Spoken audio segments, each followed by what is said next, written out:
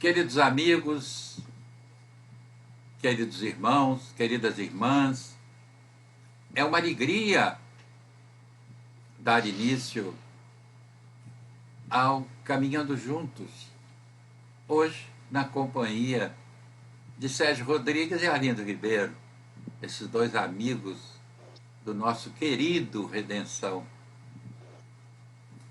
A vocês que nos assistem, o nosso carinho, o nosso afeto, que possamos estar juntos nessa caminhada, porque vamos nós três conversarmos, porém vocês nos acompanharão nessa caminhada, sim.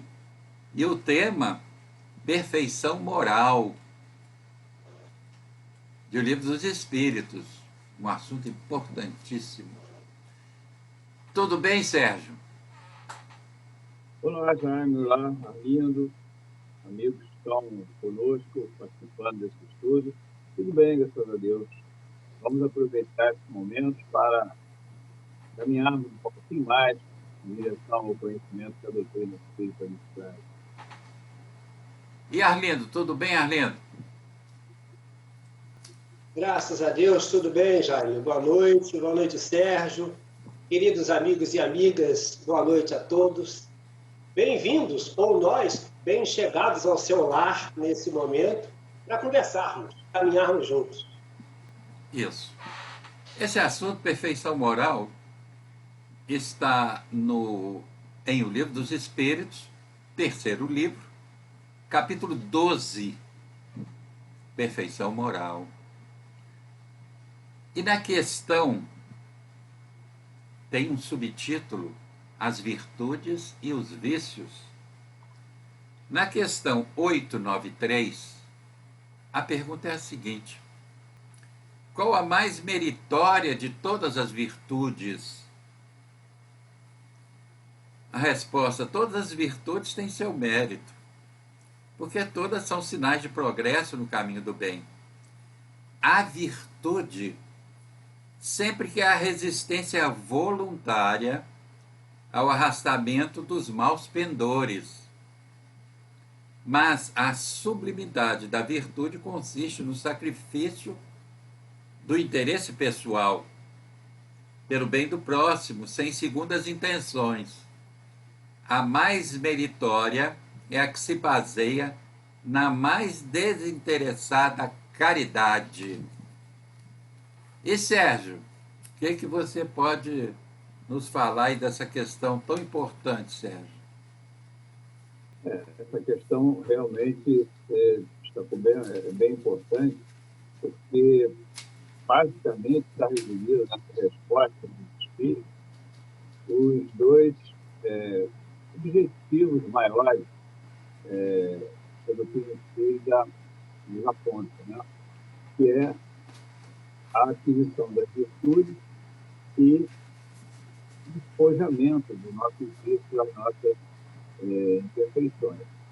Então, todas as virtudes, elas têm seu mérito. Por quê?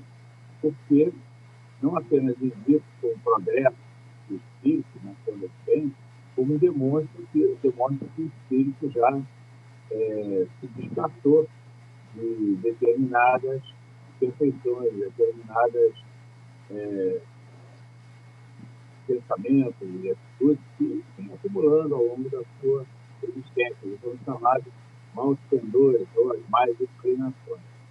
Então, todas as virtudes são importantes porque acrescentam ao nosso patrimônio espiritual algo positivo, faz-nos caminhar para a frente, em direção à nossa destinação final, que é a perfeição. Entretanto, uma dessas virtudes se destaca, é a mais importante, que é a caridade. A caridade é aquela que realmente é considerada, no último caso, para definir o nosso futuro, como Jesus ensinou. É o que será contado, será levado a efeito quando nós tivermos que prestar contas da nossa passagem aqui pela Terra. Né? Por isso ele ensinou aos discípulos Aqueles que fizeram o bem, que deram de comer, que tinham fome, que deram de vestir, que tinham frio, que deram terra aos que estavam pousados de algum lugar para pousar em sua cabeça, que foram visitar os enfermos, os encarcerados, esses praticaram a caridade. Então, esses serão acolhidos no chamado reino dos céus. E aqueles que, ao contrário, mostraram ser diferentes, que tinham fome, que tinham frio, que estavam em sofrimento, esses serão encaminhados para sofrimento, regiões de sofrimento. Né? Ele chamou o fogo, né? O fogo do inferno. A gente sabe, a Escritura mostra que não é uma questão, uma coisa material, mas é um estado de consciência para parar com que aqueles espíritos sintam nessa condição. Então, essa questão aqui, 893, é uma das mais importantes do livro do Espírito, embora, claro, o livro do Espírito é uma material de conhecimento, de informação de natureza filosófica, científica, mas essa questão realmente, eu acho ela primordial nesse processo de busca de conhecimento que nós estamos tendo. Certo. Ô Arlindo, há um trechozinho aí que eu acho muito interessante. Quando da resposta consta o seguinte: a virtude sempre que há resistência voluntária ao arrastamento dos maus pendores ou das más inclinações, né? Como é que você pode avaliar isso? Eu acho muito interessante isso, né? Quer dizer, é virtude isso, né? Isso. Esse trechinho, essa frase especialmente, ela me remeteu, no nosso estudo nesta semana, ao trecho, a um item lá do Evangelho que trata da virtude. E aí ele tece uma série de considerações, né? Esse momento é tratado por François Nicolas Madeleine, e ele trata disso de uma forma muito bonita. E, ao final, ele vai dizer assim: mas vale pouca virtude com modéstia que muita com orgulho. Então, é nesse caminho, porque pelo orgulho a humanidade vai se perdendo, a gente vai perdendo todos esses valores. Então, é interessante isso, para voltar aqui, é sacrificar o interesse pessoal, né? Sacrificar e fugir a esse arrastamento voluntário dos maus pendores. Essa talvez seja a mais importante ação que nós precisamos tentar executar. Porque a gente, às vezes, quer parecer virtuoso com a beneficência, com atitudes exteriores, mas não faz esse trabalho que é talvez o mais importante, fundamental, que é a resistência ao maus pendores. Porque eu posso fazer muita obra bonita, exteriormente falando, mas não luto contra as minhas más tendências. Então, eu não as domo, eu apenas disfarço, fazendo obras exteriores que não são capazes de expressar a minha mudança. Porque, assim, quando o Madeleine ele faz essa avaliação da virtude, ele aponta um trechinho que ele diz assim: aquele que faz ostentação de sua virtude não é virtuoso, visto que lhe falta a qualidade principal, que é a modéstia. Aí ele fala de duas figuras públicas, e ele diz assim: São Vicente de Paulo era virtuoso. Eram virtuosos o Curadás e muitos outros, quase desconhecidos do público, mas conhecidos de Deus.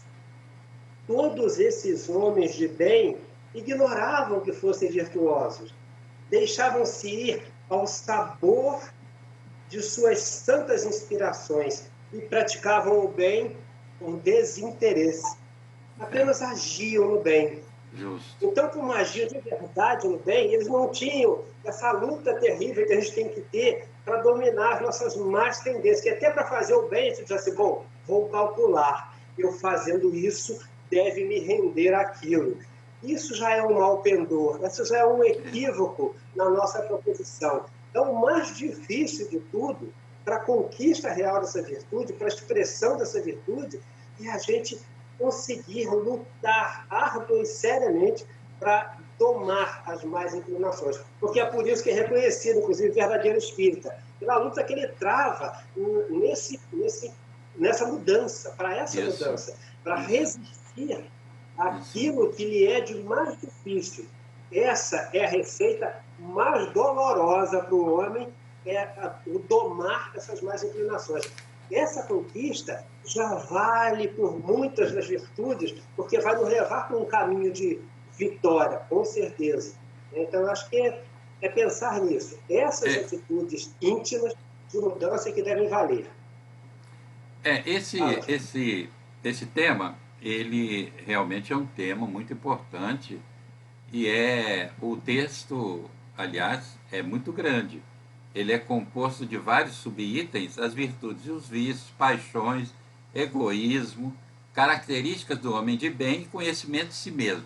Quer dizer, nós vamos tentar ver o que a gente pode colher disso. Claro que não vamos ter condições de avaliar tudo isso, mas tudo que a gente avalia aqui é para instigar as pessoas que nos assistem a apreciar agora aqui o Livro dos Espíritos, porque aqui está a doutrina espírita. Porque aconteceu uma coisa interessante outro dia, um jornalista espírita que eu conheço, ele, decepcionado com algumas coisas que estão acontecendo no movimento espírita, ele disse: Jaime, eu cheguei à conclusão que agora eu vou me aprofundar na obra de Kardec. Porque a obra de Kardec são vários espíritos dentro daquele projeto dele, da concordância universal dos espíritos. Agora, essas obras mediúnicas é a opinião de um espírito. Então eu falei, não há dúvida que você tem razão. Porque olha quanta riqueza tem nesse capítulo, nesse texto. E, Sérgio, vamos apreciar essas riquezas. Na questão 894, Sérgio, a pergunta: há pessoas que fazem o bem espontaneamente, sem que precisem vencer quaisquer sentimentos contrários. Terão tanto mérito quanto as que têm que lutar contra a natureza que lhes é própria e a vencem? A resposta: as que não têm que lutar são aquelas em que o progresso já está realizado. Lutaram outrora e triunfaram. É por isso que os bons sentimentos não lhe custam nenhum esforço e suas ações lhe parecem muito naturais. Para elas, o bem se tornou um hábito. Deve-se, pois, honrá-las como a velhos guerreiros, pelas posições elevadas que conquistaram. Quer dizer, tem mais coisa na questão, mas eu acho que isso aí já dá para fazer uma boa avaliação, não é, Sérgio? Verdade. No início, nós ainda vamos ter que fazer o bem, mas utilizando mais a razão, propriamente, do que o coração, né? Porque uma coisa assim automática. Nós ainda vamos nos defrontar com situações que nós vamos ter que fazer assim, um exame comparativo do que devemos fazer ou não. Seguir aquela regra áurea de Jesus, né? Buscar saber aquilo que nós queríamos para nós.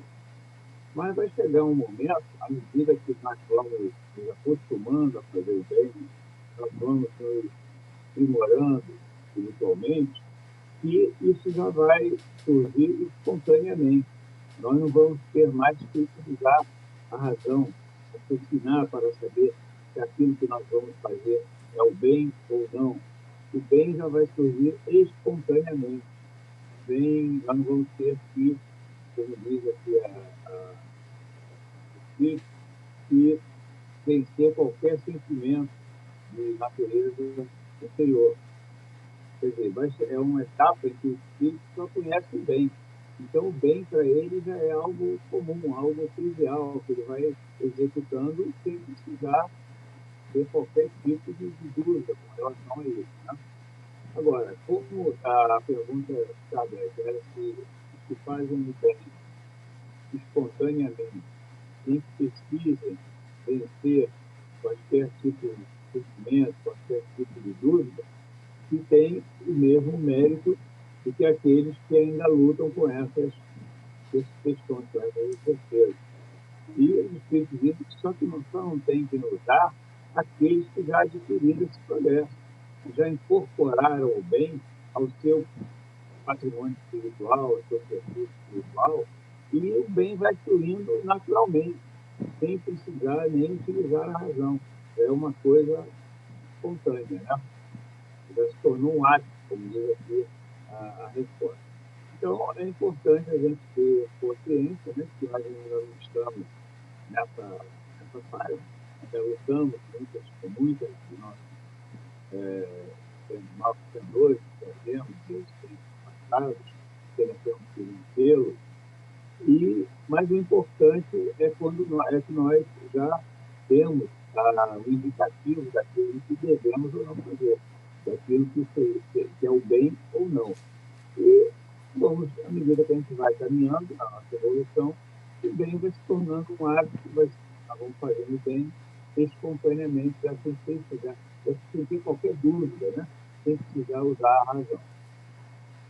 E esses que hoje o fazem espontaneamente, em outras épocas eles lutaram para conquistar essa condição de espontaneidade agora, né? Quer dizer, foi uma luta em que eles tiveram que travar consigo mesmo. Aí a gente volta à questão até que foi analisada pelo Arlindo, contendo as suas más inclinações e tudo isso, né? Quer dizer, hoje eles já conquistaram isso, agora nós estamos trabalhando para conquistar, né? E o Sérgio falou bem, ainda precisando usar da razão. Aqueles que realizaram esse progresso no passado o fazem espontaneamente agora, naturalmente, eles não fazem esforço nenhum para serem bons, mas isso é conquistável. Nós estamos hoje nesse processo de conquista futura. E Arlindo, vamos lá, na questão 895, exceção dos defeitos e vícios, acerca dos quais ninguém se pode equivocar, qual o sinal mais característico da imperfeição? Aí vem lá a resposta: o interesse pessoal.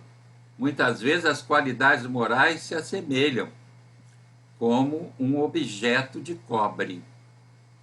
A douração que não resiste à pedra de toque. Um homem pode possuir qualidades reais que levem o mundo a considerá-lo um homem de bem, mas essas qualidades, embora assinalem um progresso, nem sempre suportam certas provas, bastando algumas vezes que se fira a corda do interesse pessoal para que o fundo fique a descoberto. O verdadeiro desinteresse é coisa tão rara na Terra que é admirado como fenômeno quando se manifesta. O que você diz, Arlindo? Você tinha falado algo parecido, né? A primeira coisa extremamente importante nessa questão é que essa questão é linda demais. Eu acho ela linda demais. A resposta, então, é um primor, porque ela vai nos dando noção do nosso verdadeiro tamanho, acima de tudo, porque a gente tem sempre uma ideia, né, às vezes fantasiosa, da nossa envergadura moral. E aí eles falam interesse pessoal, mas a gente pensa sempre, de modo geral, né, no senso comum, interesse pessoal é pensar no bem material assim, palpável, né? Muitas vezes o meu bem material, o meu interesse material é o bem-estar do meu filho exclusivamente, por exemplo, né? Então, ele diz uma coisa que é extremamente importante. muitas vezes as qualidades morais se assemelham como num objeto de cobre a adoração que não resiste à pedra de toque. Companheiro de casa, pedra de toque é aquele elemento usado para testar a verdade, a veracidade do diamante. Então, que não passa por aquela pedra de toque, o ouro verdadeiro na pedra de toque, ele não se arranha, ele não perde o brilho e o cobre perde. Olha que comparação linda isso. A gente vê o tamanho da nossa dificuldade às vezes, porque a gente pensa que é pedra maravilhosa, que é um diamante sem jaça, ou um ouro maciço, né? 24 quilates, aquela coisa toda, e quando vem uma dificuldade mais extrema, que atinge, por exemplo, o meu familiar, a um filho, a um afeto querido ao coração, a gente joga tudo fora. Quantos abandonam, não é? O barco. Não, isso aí no Havaí fica exposta na realidade que essa virtude ainda não era virtude. Ela demonstra muito claramente aquele nosso interesse pessoal. Eu estou aqui, mas eu sou espírita e a minha família tem que estar protegida. Que espíritos são esses que não livram dos males a minha parentela, dos meus mais amados? Então, compreendamos que isso é uma dificuldade natural do homem. Eu fico lembrando que, na resposta da questão anterior, eu fiquei lembrando do Emmanuel. O Emmanuel tem um momento que ele diz assim: o que antecede a espontaneidade é a disciplina. Isso. Então, aqueles espíritos que já alcançaram essa espontaneidade, antes de tudo, se disciplinaram. Então, somos nós, que já precisamos de muita disciplina no lidar com a vida, no encarar as nossas dificuldades, ter ainda disciplina para superar essas tendências, esses maus pendores. Tudo isso exige de nós presença. Presença em nós mesmos, de verdade, olhando para nós a cada dia. Lembrando lá do velho filósofo, né? Homem, conhece-te a ti mesmo, que é nesse processo que a gente fortalece isso, e quando a gente conquista de verdade, não é essa pedra falsa, não é esse metal de cobre que não passa pela pedra de toque, que não resiste ao toque. A gente tem que pensar nisso. Essa questão é linda, linda, linda demais para as nossas reflexões de todo dia. Vale rever em vários momentos da nossa vida para fortalecer. Agora, Sérgio, nós vamos para a questão 897. Merecerá reprovação aquele que faz o bem sem visar a qualquer recompensa, na esperança de que isso lhe seja levado em conta na outra vida e que lá venha a ser melhor a sua situação? Esse pensamento não prejudicará o seu progresso? A resposta: é preciso fazer o bem por caridade, isto é, com desinteresse. Esse negócio de querer fazer o bem esperando um terreno em nosso lar, né, Sérgio? Não dá, não, né? Ainda é comum, né? As pessoas pensarem, né?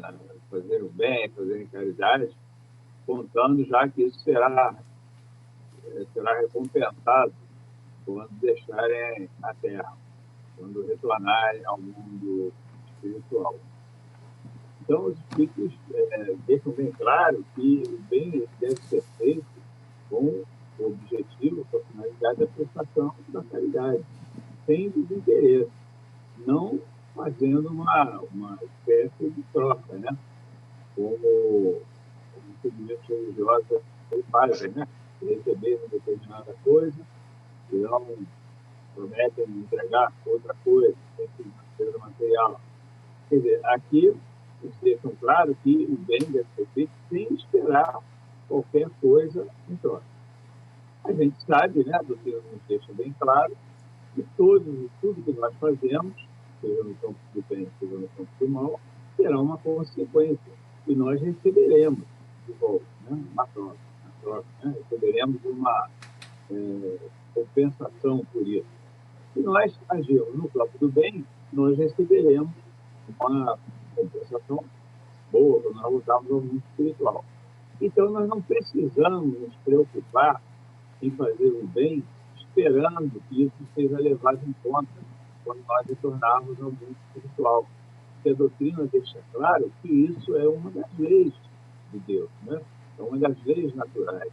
Isso acontecerá inevitavelmente, independente dessa nossa preocupação, nós realizarmos o bem com esse objetivo.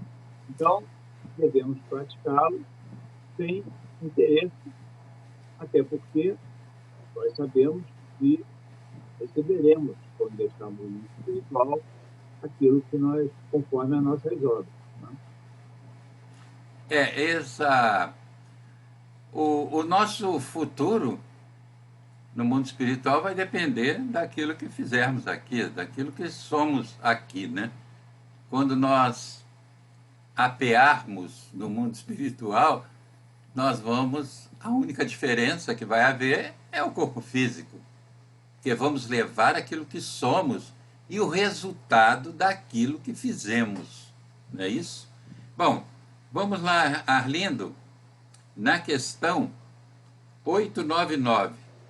De 2 homens ricos, um nasceu na opulência e jamais conheceu a necessidade, enquanto o outro deve a fortuna ao seu trabalho. Ambos a empregaram exclusivamente na sua satisfação pessoal. Qual o mais culpado? A resposta: aquele que conheceu os sofrimentos, porque sabe o que é sofrer. Conhece a dor, mas não a alivia nos outros, como sucede frequentemente, nem mesmo se lembra dela. Como é que você vê essa questão aí, Arlindo? É interessante isso, né? E é bom que ele termina a pergunta fechando assim: qual o mais culpado? Interessante isso, porque é doloroso quando a gente ouve, que a gente ouve muito disso, né? E sem ter ficado ricos, mas que galgaram um certo degrauzinho da vida, que olha só, eu batalhei muito, faço, né? Então as pessoas já jogam para longe os outros como se eles fossem assim, o suprassumo da autossuperação. E aí, eu acho que isso tem uma razão, né? E a principal delas é aquela que os espíritos sempre falam: nós só nos colocamos a partir do olhar da vida presente. A gente não para avaliar por que isso se deu, como é que eu cheguei aqui nessas condições e para onde eu vou depois daqui. Como a gente fica com isso muito centrado na vida presente, é muito mais fácil esse equívoco em que você acha que deve só a você a conquista de tudo, eu me superei, eu fui capaz, né? E a gente vai lembrando no nosso dia a dia, até chegar aqui, quantas pessoas nos ajudaram, cada um de nós. Isso. Muitas pessoas nos auxiliaram a chegar até aqui. Mas a gente se põe numa posição de prepotência, olha só, eu me fiz sozinho, ninguém consegue fazer isso. Desde pais em casa, quem não teve pai, ou como no meu caso não teve mãe, quantas pessoas auxiliaram para caminhar um pouco mais, para estar de pé, para não ter de parar na cadeia, para não ter me equivocado mais ainda na vida, porque todos nós nos equivocamos no transitar, mas os equívocos que pudessem lacerar a nossa caminhada. Então a gente tem uma prepotência que acaba fazendo perder o fruto do trabalho, que é tão bonita uma conquista pelo trabalho, né? A gente joga tudo fora quando se acha o supra-sumo de alguma coisa. Então, assim, a abordagem é absolutamente adequada, é certíssima a posição que os espíritos colocam, porque é isso. O outro, que já é rico, ele não tem nem que avaliar isso. Tá tudo bem, ele pode passar em branca, mas eu que sofri a dor, que sei o que é batalhar para chegar nesse meio degrau da vida que eu cheguei, aí eu vou agora desconsiderar o outro, ou me completar com aquilo que é minha conquista, porque é minha conquista. Quem sou eu? A questão é o que nós somos de verdade diante de tanta coisa maravilhosa que tem muito acima de nós. Quantos ao nosso lado estão numa escala elevadíssima e se posicionando até abaixo de nós, olha, fica de cabeça baixa, passa humildemente por nós, cumprimenta, pede ajuda, como até se precisasse, para valorizar o nosso trabalho, e a gente achando que é alguma coisa mais do que todo mundo. Então, assim, esses momentos é que vão nos chamando para nós, no nosso chão, para pisar no solo com firmeza, muito clareza. Isso. É isso. Ô, Sérgio, Isso, fala. É só uma observação com relação a essa questão, né? E isso, infelizmente, é muito recorrente aqui na vida, né? Na Terra, né? Pessoas que vieram realmente do nada, nasceram sem nada, né? Conseguiram galgar uma posição, galgar uma riqueza até, muitas das vezes o seu trabalho está criticando isso, mas quando chegam a essa condição, esquece totalmente o passado, esquece aquilo que, as dificuldades que passaram para até conseguir chegar a essa condição. Então, os espíritos destacam muito bem que esse é mais culpado por ignorar o sofrimento alheio, porque ele já passou por isso. Ele já passou por isso e hoje está desenhando praticamente daquele que está passando por essa situação. Né? Ao passo que aquele que já nasceu berço de ouro, como se diz comumente, esse sequer conhece a dificuldade, sequer conhece o sofrimento. Então, não adianta ele ser uma pessoa que tem muita sensibilidade, ele não vai entender o sofrimento do outro. Ele não sabe até sofrer, né? Ele vai simplesmente ignorar e tocar a vida. Então, isso é também um ensinamento muito importante, né? E aquele que veio realmente camadas anteriores, passou por dificuldades, sofreu, é mais culpado por ignorar o sofrimento do próximo do que aquele que nem conhece esse sofrimento, que já nasceu numa condição favorável. Ô Sérgio, vamos ficar com você aí na questão 902. Será repreensível cobiçar a riqueza quando se é levado pelo desejo de fazer o bem? A resposta: não resta dúvida de que tal sentimento é louvável, quando puro, mas será sempre bastante desinteressado esse desejo? Não ocultará nenhuma intenção pessoal dissimulada? Na maioria das vezes, a primeira pessoa a quem desejamos fazer o bem não será a nós mesmos, né? Como é que você vê isso, Sérgio? Os espíritos não deixam passar nada, né? Não deixa não. Mostra que muitas das vezes a pessoa se mostra com aquela aparência de benevolência, né? E até usa isso usa essa necessidade de fazer o bem como uma justificativa para missionarem a riqueza, acumularem a riqueza, né? Então, fica claro que o desejo de fazer o bem, ele é louvável, ele faz crescer quando é puro, mas quando se tem um interesse por trás disso, como no caso do acúmulo da riqueza, na verdade se está querendo utilizar essa suposta benevolência para justificar uma ambição pessoal, uma ambição de conquistar bem. Né? Então, isso, na verdade, eles estão querendo fazer o bem, primeiramente para si próprio, né? E depois para o semelhante que estiver complicado. Né?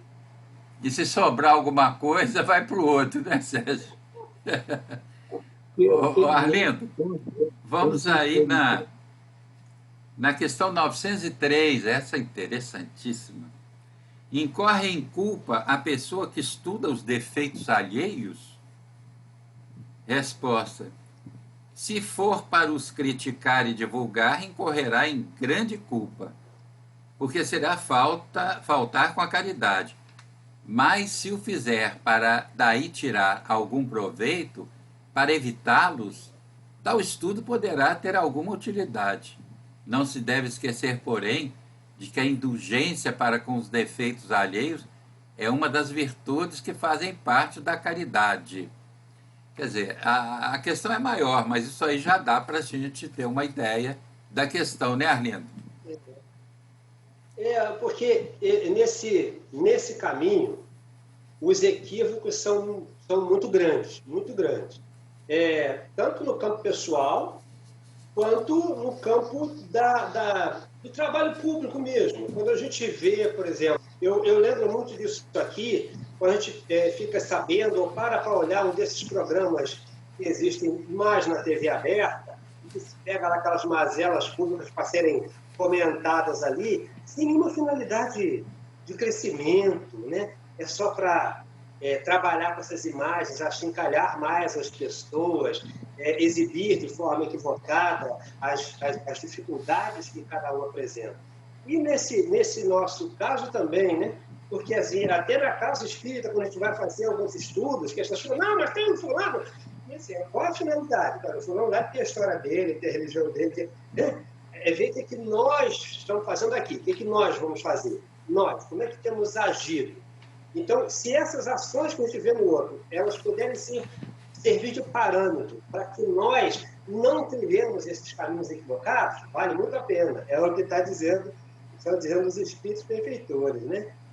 Mas se é só para fazer fofoca, é só para apontar o dedo, porque ele fala da indulgência, né? Como aquela proposição da caridade, benevolência, perdão das ofensas, indulgência, né? Então, se não for isso, deixa de lado, porque não vai trazer crescimento a ninguém. A gente até, às vezes, aflige mais pessoas ao lado, com dificuldades que a gente aponta do outro, como se a gente não tivesse as nossas, que a questão toda é essa. De que ponto de vista você se coloca? É o da perfeição? Já perdemos toda a viagem, já jogamos fora toda a nossa caminhada, porque estamos todos nós no mesmo barco e enfrentando, de modo geral, as mesmas dificuldades nesses campos, né? Que a ação é isso, é inveja, é olho gordo, é egoísmo, todas essas vicissitudes que nos são comuns. Aí se aponta do outro, mas amanhã serei eu, porque a gente não sabe que horas muda o barco, e às vezes o barco toca o meu filho, meu sobrinho, minha irmã, minha mulher, então aí a gente já vai ter a oportunidade de ver de maneira diferente, porque ninguém tem apontado o seu na mídia, na praça ou no grupo de conversa. Então, é pensar com caridade para com o outro, com indulgência para com o outro, que é o que a gente quer para si. Aí não repete, não faz para lá, para a gente não alimentar e não nutrir coisas que vão nos fazer causar mais dor ao outro, acumulando para nós. O futuro não é a Deus pertence, não. O futuro nos pertence, que nós que construímos da melhor ou da pior maneira. Aí, arcar com isso é tão doloroso, é tão difícil, que se a gente parar para pensar um pouquinho, não aponta mais. Não aponta mais. Olha, apreende o que é de melhor, evita o que for de pior e cala, porque não vale a pena. Não vale a pena. Observar, no caso, então, a vida alheia, para até que a gente tire parâmetros para continuar, né, com a nossa caminhada, não cometendo os equívocos que a gente viu que para determinadas pessoas foi um desastre, né? E para outras determinadas atitudes foram boas. Quer dizer, a gente observar tudo isso para tirar proveito visando ao nosso progresso, como eles dizem aqui, até é justo, né? Agora vamos lá para as paixões, né? Porque, como eu disse... fala. Então, a recomendação aqui, é importante, antes de observar os defeitos alheios, verificar se nós também não possuímos os mesmos defeitos. Pois é, pois é. Não poderão dizer o mesmo da gente, né? É então, isso mesmo. Ele responde, tratai primeiro de possuir qualidades opostas aos defeitos que criticais. Esse é o meio de tornar-se superior a ele. Isso também é muito comum, né? Critica o defeito do outro e muitas das vezes a pessoa possui o mesmo defeito e num grau até muito mais grave. Né? É como Jesus disse, né? Nós nos preocupamos com um cisco no olho do outro, quando às vezes trazemos uma trave no nosso que não enxergamos ainda, né? Bom, então vamos lá nas paixões, né? 907. O princípio das paixões será mal em si mesmo, embora esteja na natureza? A resposta: não, a paixão está no excesso aliado à vontade, visto que o princípio que lhe dá origem foi posto no homem para o bem, e para levar a grandes coisas. O abuso que dela se faz é que causa o mal. Agora é Sérgio, né? É. A paixão é uma manifestação natural, como eles dizem aqui, os estudos na resposta, né? E o objetivo, como que Deus nos incluiu, né, essa paixão em nós, é para que nós a utilizemos no sentido do bem. Tá? Aquilo que nós fazemos, vamos dizer, com paixão, né, com amor, com dedicação, nós sempre fazemos melhor. Estamos sempre buscando melhorar, né? Buscando crescer, buscando nos aperfeiçoar. Agora, é preciso não deixar se dominar pela paixão, né? Não deixar se levar pela paixão e em vez de realizar, utilizá-la no sentido do bem, acaba nos direcionando para sentimentos inferiores, vontade de dominação, vontade de colocar acima dos demais, né? Então, é um abuso da paixão que faz o mal, não a paixão em si. Porque Deus não colocaria em nós nenhum atributo, nada que nos pudesse necessariamente nos levar ao mal. Isso. Ô Arlindo, vamos lá para a questão 908. Como definir o limite em que as paixões deixam de ser boas para se tornarem más? Resposta: as paixões são como um cavalo, que só tem utilidade quando é governado e que se torna perigoso quando passa a governar. Reconhecei, pois, que uma paixão se torna perniciosa a partir do momento em que não mais conseguis dominá-la, resultando num prejuízo qualquer para vós mesmo ou para os outros. Vamos lá, Arlindo. A paixão aí. É uma questão muito boa, né? Porque a gente pode pensar nas paixões boas, por exemplo. A gente tem o exemplo de atletas maravilhosos, né? E movidos por quê? Pela paixão, por aquilo que fazem. Então, se esmeram em ser os melhores naquilo que fazem. Não melhor do que o outro, mas os melhores na execução daquilo que estão executando, daquilo que estão propostos a executar. Isso acontece com os atletas, acontece com quem busca na academia chegar ao doutorado, porque você tem um foco, você tem uma proposição de descoberta, de avanço. Tá? Isso é muito legal. A própria ambição de crescer economicamente, beleza. Quando ela fica desmedida, vou chegar lá a qualquer custo. Aí complica. Porque é quando eu vou passando por cima de todo mundo para conquistar algo que é vã, que vai passar. Como tudo na vida passa. Então, lidar com isso é uma linha muito tênue, porque é como ele diz na resposta anterior, a paixão está no excesso aliado à vontade. Então, a gente fala, por exemplo, né, a paixão mais conhecida ou mais temida, além da do dinheiro, é a do sexo. Né? O pessoal diz que o sexo é pecaminoso. Não, o sexo é uma maravilha. Agora, se exceder, aí complica. Desejar, sem desejo não tem filho, não nasce, não se mantém a família, a união dos casais. Mas excedeu, aí complicou. Aí eu já não quero um casal, tá vendo? Eu quero 10. Eu preciso ter mais mulheres e mais homens. E aí a gente vai perdendo tudo pelo excesso. É a paixão dominando o ser e não domada por ele. Ela é que assenhoreou-se do cavaleiro. Ela fez o papel inverso. E é nisso que a gente se perde. A resposta, a avaliação de Kardec é interessante lá, né? As paixões são alavancas que decuplicam as forças do homem e o auxiliam na execução dos desígnios da providência. Então é isso, eu venho para conquistar o meu doutorado, eu trabalho com a ciência, isso é uma maravilha. Agora, quando eu enlouqueço nessa paixão, aí eu vou começar a querer ser o maior cientista do mundo, produzir a melhor coisa. Aí pronto, a gente começa a perder o tino, perde a lógica. Eu sou dominado por aquilo que veio para me auxiliar no crescimento e, consequentemente, auxiliar a humanidade. tudo que a gente faz na vida precisa tender para o auxílio às coletividades. Fugiu disso, a gente está perdido. Perde o controle de si mesmo, né? Ô Sérgio, vamos lá para a questão 909. O homem sempre poderia vencer suas más tendências mediante seus próprios esforços? A resposta sim. E às vezes com pouco esforço. O que lhe falta é a vontade. Ah, como são poucos os que se esforçam entre vós. Como é que a gente vê essa questão, Sérgio? Bom, eu vejo aí os espíritos desmontando qualquer desculpa, qualquer justificativa para a gente continuar com as nossas mais inclinações, né?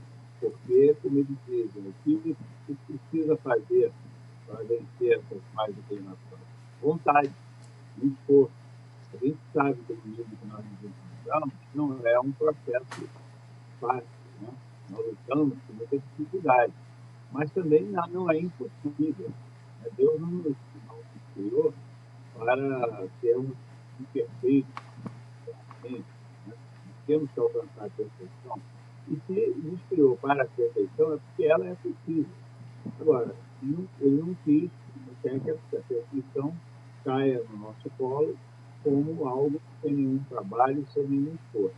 Então, essas mais inclinações que a gente traz são difíceis de nós vencermos, sim, porque muitas delas estão enraizadas em nós, há muitas resistências, muitas limitações, mas não é impossível vencê-las.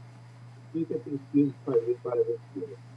Esforço, trabalho, direcionado pela vontade. Então, desmonta toda aquela justificativa, né? E alguns até que ainda dizem, o meu espírito aqui não me ajuda, meu espírito é difícil, meu espírito não é bom. Não depende. A gente sabe que o espírito somos nós somos o espírito. Então, quem vai direcionar isso aí é o espírito, mas o espírito somos nós. Então, depende da nossa vontade. Ele tira qualquer justificativa para não vencermos, não fazermos nenhum esforço para vencer essa inclinação. Só depende de nós, só depende da nossa vontade. É fácil? Não, claro que não, mas é possível. Certo. Você quer falar, Lindo? Queria sim, sabe o que é, Jaime? É para lembrar os companheiros de casa, né, que nos acompanham nesse momento, que essa vontade, ela tem a ver, que às vezes parece que o sujeito não tem vontade. A vontade alguns mecanismos que a gente começa a usar para evitar aquelas dificuldades. A gente pode pensar nisso, por exemplo, eu quero deixar de fumar. Eu já fiz esse exercício, né? Quando eu fumava. Então, eu quero deixar de fumar. Mas eu continuava fazendo todas as mesmas coisas que eu sempre fiz. Eu queria deixar de fumar, mas eu parava no mesmo bar depois da aula com os mesmos companheiros para beber a mesma cerveja. Então, quer dizer, eu orava, eu pedia, mas eu não tinha vontade para mudar. Então, se eu não vou tomando atitudes de mudança, não adianta ficar orando só e pedindo a Deus para eu mudar, não, porque a minha mudança depende dessa vontade mesmo. É isso que ele diz aqui. É pouco esforço. Às vezes, pouco esforço, mas tem que ter vontade. Quando a gente se decide de verdade, a gente começa a tomar atitudes contrárias àquele fluxo que nos facilita a dificuldade, né? Então, a gente acaba querendo milagre, porque a gente ora e continua fazendo exatamente do mesmo jeito e quer que a coisa mude, não tem como. É muito difícil. Né? Vontade é ação. Né? Parece-me que a vontade é uma força extraordinária. Eu acho até equivocada a expressão quando as pessoas dizem fulano não tem força de vontade.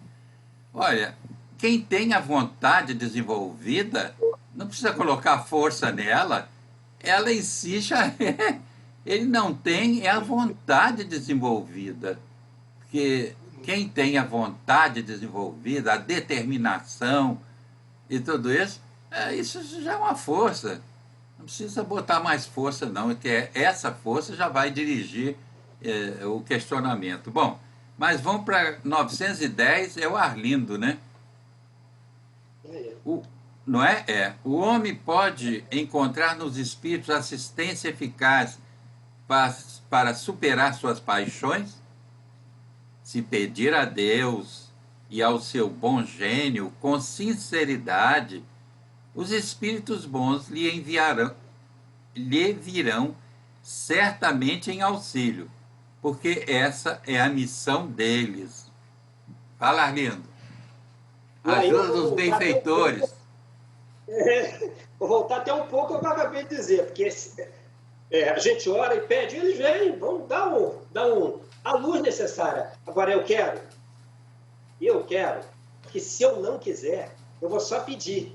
Eu peço porque faz, é bonitinho, olha, a gente tem pedido tanto a Deus por ajudar, para largar essa coisa que eu faço, mas eu quero mesmo, porque é essa tal da vontade que está ali, que ele diz ali em cima. Às vezes pouco esforço, o que lhe falta é vontade. Então, quando eu tenho vontade e peço com essa vontade o auxílio dos benfeitores, eles são presentes, que eles vão dizer lá direitinho, olha, vamos lá, vamos fortalecer, acredite nisso, insista. Mas quando eu continuo fazendo o mesmo jogo, aí eu fico só, porque tem uma conversa que é uma conversa fiada, né? É só da boca para fora. E eles sabem quando é da boca para fora. Quando é de verdade, quando sai de dentro do coração, aí eles sabem que você está buscando uma saída. Quando a gente está buscando uma saída, eles nos trazem a orientação necessária. A gente muda a atitude. Porque eu estou com vontade, de verdade eu pedi, eu sou auxiliado. Pedi e obtereis. Essa é a fala. Pedi e obtereis. Mas é preciso pedir de verdade. Não adianta esse pede e continua fazendo a maluquice todo dia. A gente precisa pedir convicto de que, olha, eu quero realmente essa mudança, eu preciso dessa mudança, eu reconheço que preciso dessa mudança. Aí é outra coisa. Ô, Sérgio, vamos lá na nova... Hein? Ajuda-te que o céu te ajudará. Isso.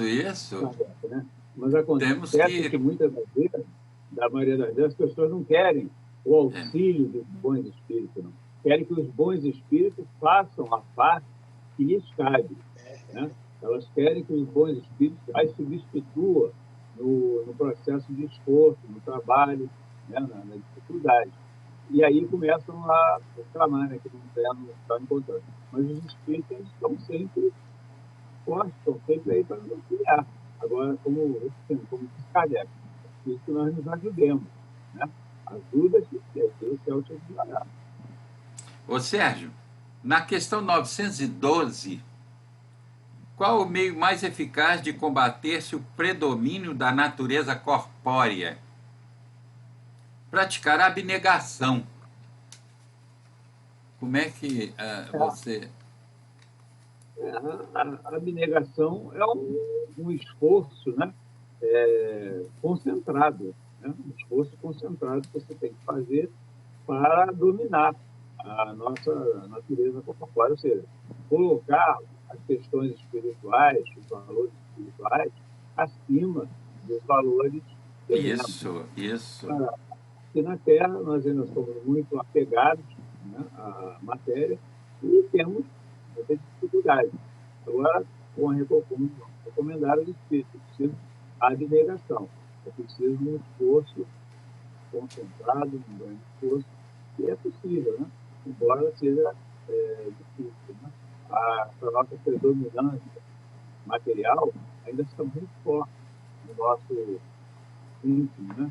Mas nós temos que começar a lutar, né? Para mudar essa situação. Né? Isso. Arlindo, vamos lá. Entrar no egoísmo. 913. Dentre os vícios, qual que se pode considerar radical?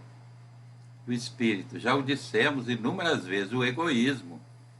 Dele deriva todo o mal. Estudai todos os vícios e vereis que, no fundo, de todos há egoísmo.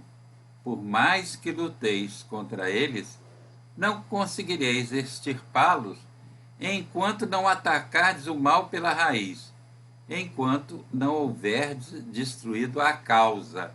E a resposta aí continua, mas aí já dá para a gente conversar, né, Arlindo? Eu acho que sim. Eu fico sempre pensando que um dos exercícios que a gente precisa fazer, e aí o Sérgio já tratou ali da questão da abnegação, né? O primeiro grande exercício que a gente precisa fazer na vida é perder, porque a gente não gosta de perder nada. A gente não quer perder a discussão, não quer perder o ônibus, a gente não quer perder a palavra, a gente não quer perder nada. Então, isso vai fortalecendo o egoísmo, porque eu perder a discussão já me desagradou, eu tenho que arrumar um jeito de ter revanche, na próxima eu tenho que encontrar esse cidadão, essa cidadã, essa conversa não vai ter que render até eu conseguir vencer. Então a gente está sempre nessa peleja. Essa peleja, ela estabelece para nós, primeira coisa, não perder, e a primeira coisa que a gente começa a nutrir egoísmo. Aí a gente não quer perder a discussão, não quer perder o filho, não quer perder a mulher, não quer perder, a gente não quer perder nada. Só que, na verdade, a gente não tem nada.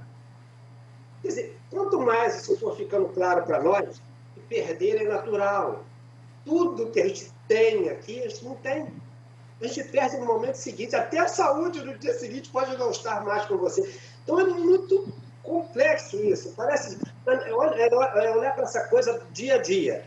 Olha, perdi o ônibus. Eu já acumulo há algum tempo essa maluquice.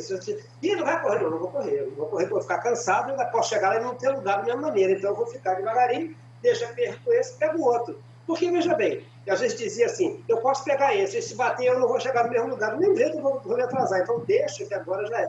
Mas é uma tentativa, eu estou brincando com isso, mas é porque assim, é a tentativa da gente se acostumando com o que a vida nos oferta. Porque senão eu estou sempre querendo contrariar o que ela me apresenta, e isso estimula esse egoísmo, porque eu só quero me dar bem, eu preciso que tudo para mim saia certo. Só que na vida não sai tudo certo a toda hora, para todo mundo, em todo momento, em todo lugar. Então a gente precisa ir cedendo para a lógica. A lógica, olha para a vida e ela não acontece exatamente como você quer, nem como você acha que precisa. Às vezes, de todo o esforço que você faz, você perde. Então, tem que aprender a perder. Então, talvez o primeiro passo para a gente ir desabilitando o egoísmo do nosso dia a dia. Eu tenho a impressão que é um caminho. Agora, nós vamos, como eu disse, o assunto rende, o texto é muito interessante, mas nós vamos lá, característica do homem de bem. Por que sinais se pode reconhecer num homem o progresso real que deve elevar o seu espírito na hierarquia espiritual? Bom, o espírito prova a sua elevação quando todos os seus atos de sua vida corpórea representam a prática da lei de Deus e quando compreende antecipadamente a vida espiritual. E aí Kardec vem fazendo algumas observações, né? O verdadeiro homem de bem é o que pratica a lei de justiça, amor e caridade na sua maior pureza. Se interroga a própria consciência sobre os atos que praticou, perguntará se não violou essa lei, se não fez o mal, se fez todo o bem que podia, e daí por diante Kardec vai discorrendo uma série de condições para se identificar o homem de bem, que a grande proposta da doutrina é a formação de seres humanos, homens e mulheres de bem, não é, Sérgio? Sem dúvida. O grande objetivo da doutrina é esse, né? É melhorar a humanidade, fazendo com que vícios e imperfeições vão sendo eliminados gradativamente, né? E como é que nós vamos, como é que pode reconhecer que nós estamos melhorando realmente, estamos caminhando na direção certa? O Espírito deixa aqui bem claro, quando todos os atos da nossa vida representam a prática da lei de Deus. Claro que no estágio que nós nos encontramos, ainda vamos ter aqueles famosos tropeços. Tá? Nós não vamos conseguir praticar a lei de Deus 100% o tempo todo. Ainda vamos encontrar dificuldades. Então, aí são mais as tentações, mas é preciso que a gente busque, né, tenha a abnegação, que a resposta anterior recomendou, para, em primeiro lugar, identificar aquilo que nós precisamos identificar. Né? É aquela forma íntima, quem conhece desse mesmo, e Sócrates, Santo Agostinho, recomendou mais à frente, na questão seguinte, em 1919. Então, é preciso, como Kardec fez no seu comentário, interrogar a nossa própria consciência para saber se os atos que nós praticamos não causou um mal, não prejudicou os semelhantes, aqueles que estão mais próximos de nós. Se nós deixamos de fazer alguma coisa que podia proporcionar a alguém o bem. Esse é o primeiro ponto. E o segundo ponto, é conhecer a vida espiritual, ou seja, ter uma noção exata daquilo que nós somos. Nós estamos aqui apenas de passagem. Nós não somos esse complexo de osso, músculo, sangue, nervo. Nós somos inteligência, nós somos espíritos, e morredouros, né? Não deixaremos de existir jamais. Então, e compreender que, após essa passagem aqui pela Terra, que nós não temos tempo de duração, nós retornaremos para a verdadeira vida, que é a vida espiritual. Então, o homem de bem, ele já busca praticar a lei de Deus, principalmente a lei de justiça, de amor e de caridade, e compreende que a sua destinação futura, ele aguarda, é a vida espiritual, onde ele receberá conforme as suas obras. Isso. Arlindo, conhecimento de si mesmo para a gente encerrar, e o Sérgio poderá também participar. Conhecimento de si mesmo, questão 919. Qual o meio prático mais eficaz que tem o homem de melhorar nesta vida e de resistir ao arrastamento do mal? Lá vem o arrastamento do mal novamente. Essa resistência é virtude, né? Um sábio da antiguidade vos diz: conhece-te a ti mesmo. Agora, a questão seguinte é um complemento, 919A.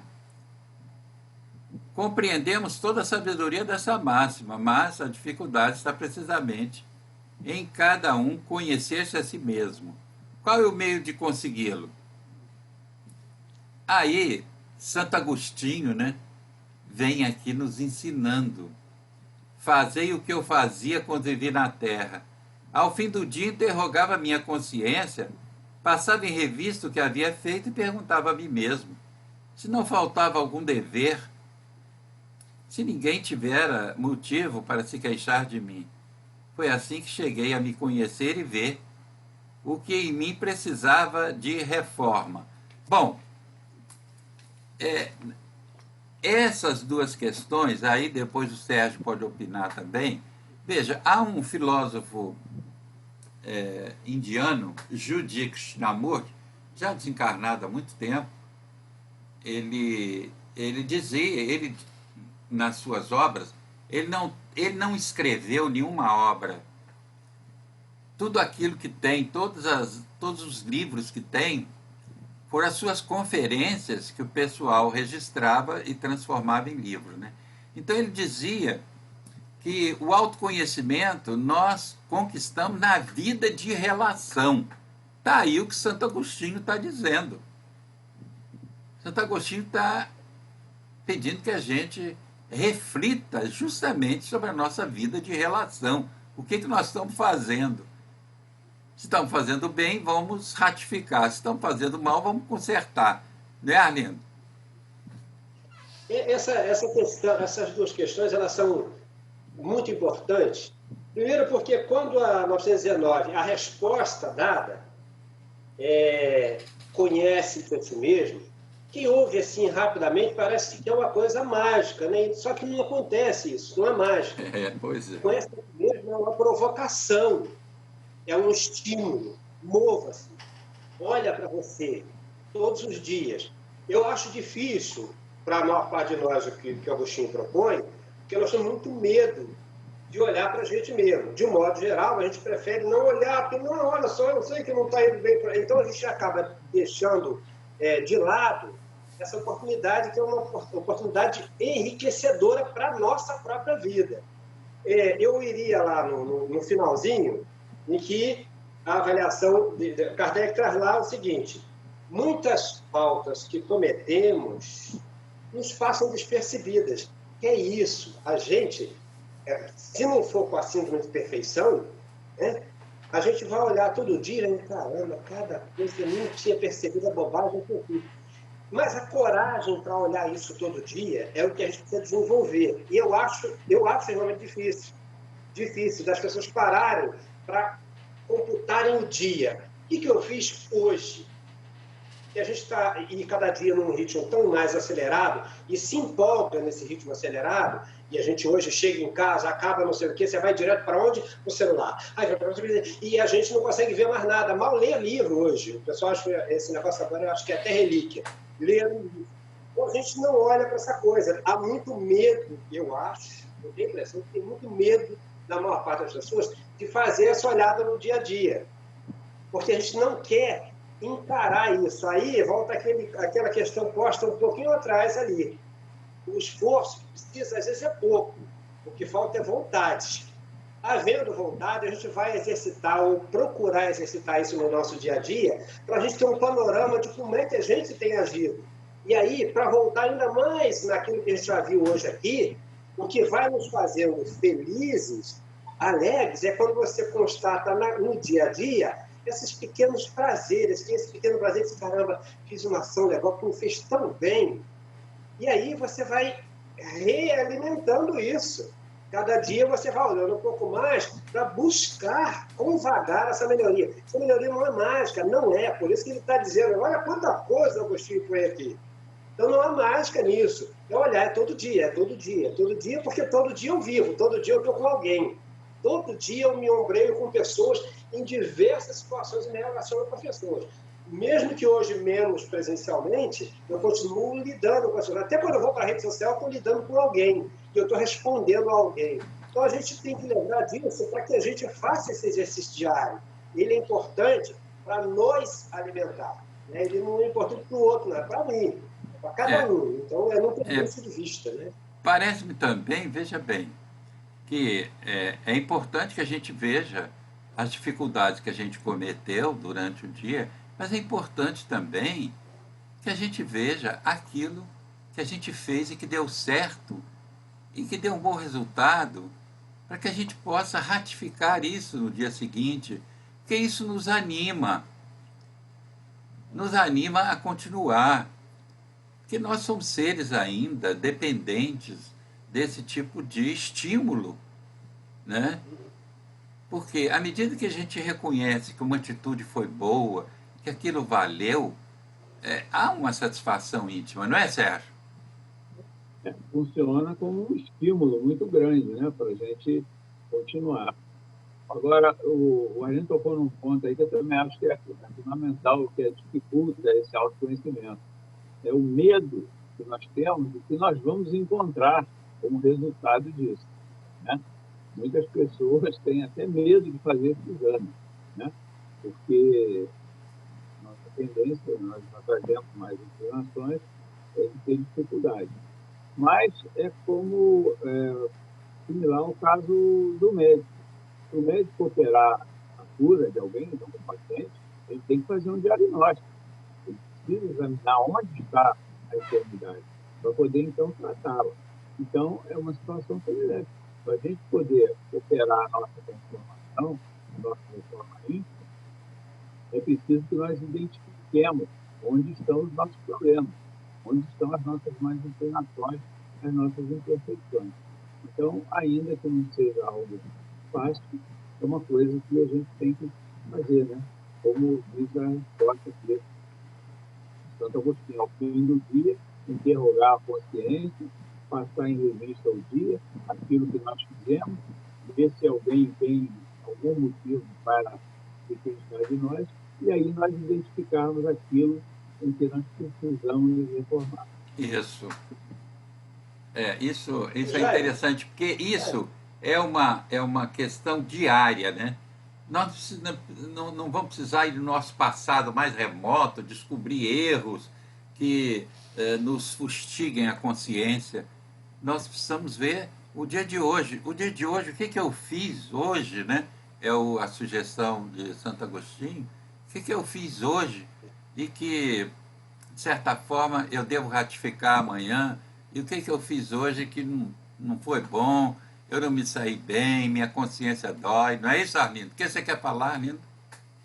É porque a gente, às vezes, não quer fazer esse exercício de conhecer-se e quer fazer reforma íntima. Aí, como o Sérgio falou ali, se você não diagnosticou ainda, você não conhece o problema, como é que vai reformar o quê? Claro. Conhece-te a ti mesmo. Sem saber das nossas dificuldades, como é que nós vamos trabalhá-las, né?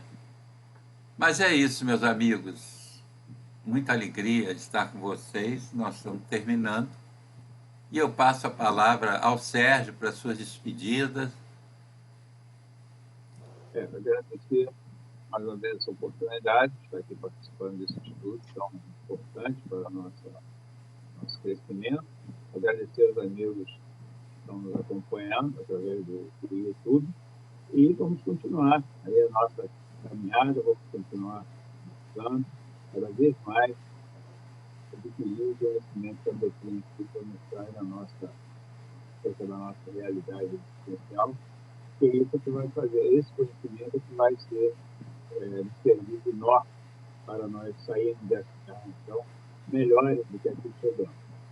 Obrigado a todos e até uma próxima oportunidade. Arlindo. Bom estar com vocês mais uma vez. Obrigado pela oportunidade de estarmos juntos, nós três e todos os senhores e senhoras aí do outro lado da telinha, com a certeza de uma coisa: nós aqui não somos donos de nenhuma verdade, estamos em busca dela, de verdade estamos em busca dela com muito afinco e tentando exercitar da melhor maneira que podemos exercitar. E esse é o convite que a gente faz para vocês. Façam também esse exercício. É legal essa busca, se pôr a caminho, buscando encontrar respostas que fortaleçam a intimidade, tem sido muito bom. Eu acho que vai fazer bem para vocês também. Por isso que eu convido. Vamos juntos, vamos continuar caminhando juntos. O Arlindo falou uma coisa interessante. Nós estamos em busca da verdade, não é para ser donos dela, não. É para vivenciá-la, né, Arlindo? É isso, meus amigos. Agradeço muito, Sérgio, a sua companhia. Agradeço muito, Arlindo, a sua companhia. Vocês realmente ajudam esse processo nessa conversa, cujo objetivo é contextualizar a doutrina espírita diante da nossa vivência, né? Na relação social, na vida social, familiar, profissional, na casa espírita. E eu fico muito feliz, termino hoje muito feliz esse trabalho na companhia de vocês dois e agradeço a todos vocês que nos assistem.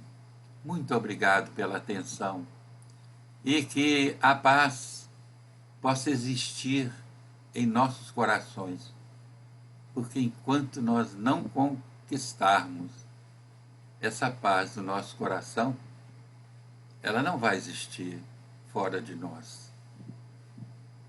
E que o alto possa nos ajudar nesses momentos de tanta dificuldade por que passa a nossa humanidade. Muito obrigado e que Deus seja conosco.